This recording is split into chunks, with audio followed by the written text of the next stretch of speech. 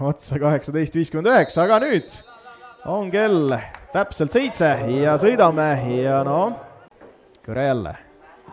Nüüd tuleb kõrgemalt ja värava peale, pall lahti, tuleb jätk ja latti ja pall veel lahti, aga Kütt lükkab eemale ära. Ai, kui lähedal oli siin. Tulamullu Karl Romet-Nõmm, kes on ju teatavasti Premium-liigas praegu, kui siin nüüd Elvalt võimalus. Aga pall läheb Viimsi karistusalasse. Nüüd seal külalis käe all mänginud sellist väga kõrge intensiivsusega mängu. Eriti kaitsefaasis tahetakse vastastel küljes olla. Tahetakse vastast kõrgelt pressida. Kui seal osad mängijad jäävad maha, siis on keeruline, aga siit tuleb garderoobi värav Viimsile. Ja Neville Grimm värav autoriks.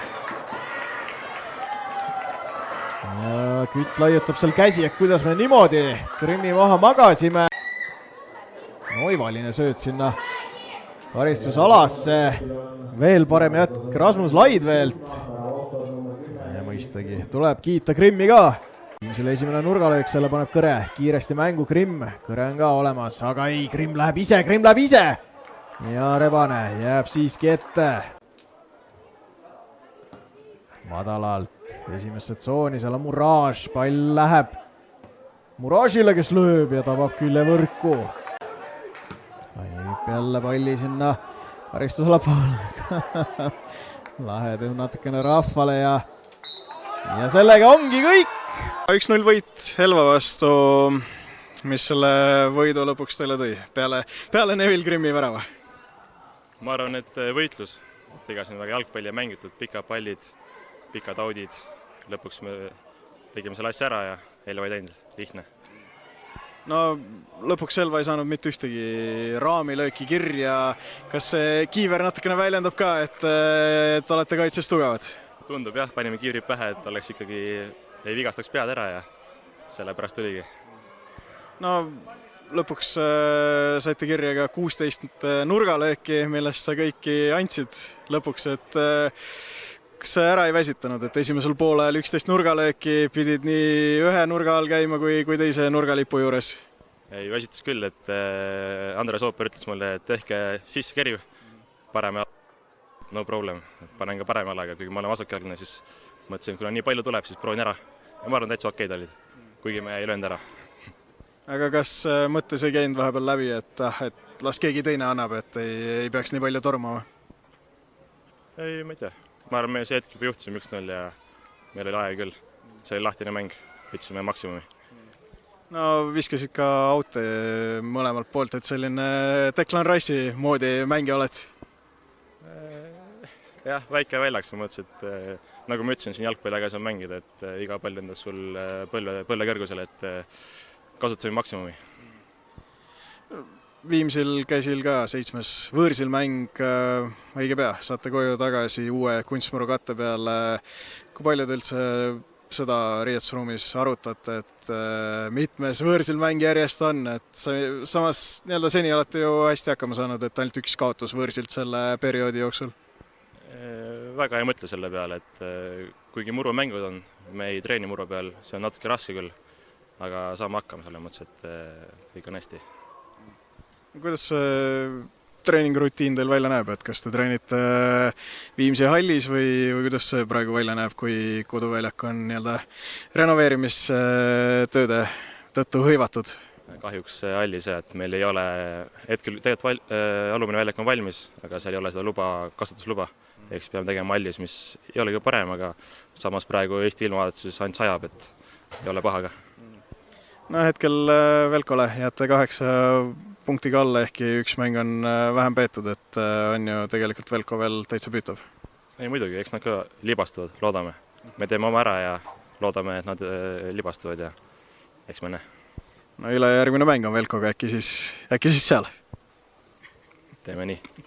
Okei, aitäh sulle, Johan, edu. 0-1 kaotus kodupubliku ees, mõnus soe suveõhtu, aga kuidagi midagi jäi puudu Elva puhul, et kas iseloomu või millest sinu hinnangul? No ega soojendusajal oli juba näha, et täna on niisugune, ma ei tea, mehed on natukene väsinud, ei ütle, aga natuke tujutult, et ei jooma natukene, mis see tähendab, et kodumäng on, et no mina ikkagi kodumängudel leian selle ekstra tahte enda varandast jalgadest, aga siin kohati nagu tundub, et mina pean olema see nii-öelda kasvataja, kes siis sütitaks nagu osadel meestel veel, et noh, midagi väga hullu ei ole, aga noh, see ongi niisugused ühe värava mängud ja siis natukene ongi see, mis puudu jääb, täna jäi puudu ja Mardu vastu selle natukese jälle leidsime ja noh, nii ta käib siin esiliigas, et üles-alla veits, aga ma ei oska midagi nagu otseselt välja tuua peale selle, et noh, ütleme, et mängupildi poolest pigem kehva mäng. Kas vahepeal sõltub ka teie puhul, et kes üldse kohal on ja mis materjal on kasutada väljakul? No ikka väga palju sõltub, et tänagi ise duširuumis jagasin siis mängusärgid ja mängupüksid laiali, siis ütleme nii, et see hunnik, mis puhtaks jäi ja mis kõrvale tõsteti, see oli suurem kui see, kes noh, nii-öelda mängis, et meil on jah ikkagi niisugune 10 puudujatel erinevatel põhjustel ja peamised vigastused ja seal mõned natuke teised põhjused, et loomulikult noh, et kui sul on ikkagi, sa tead, et sa pead noh, nii-öelda 90 minutit sisuliselt mängida, on nagu keerulisem, võib-olla peas natuke hoiad tagasi, aga no üleüldiselt ka, et noh, Dominiku-sugused ja nii edasi, et Paju ja ega need on väga olulised mängijad meil, et peavadki noh, sisuliselt Aabma noor poiss peab ees rügama peaaegu 90 minti, noh see tegelikult ei ole okei. Kui palju tabeliseis praegu muret tekitab, et ei saanud kuidagi Viimsile nüüd lähemale, pigem kinnitate kanda selle 4. koha peal, kus mullu lõpetasite?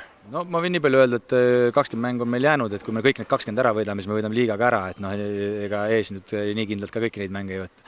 Iseasi on see 20 mängu järjest ära võita, et see on natuke vähe keerulisem lugu, et ega me selles mõttes ei muretse, et ikkagi noh, ega reaalsus, 36 mängu, see on ikkagi piisavalt pikk tabel, et siin ei ole mingit oleks võinud ja poleks võinud, et noh, see on aus nii-öelda peegeldus su hooaja siis kogu komplektile ja nii on.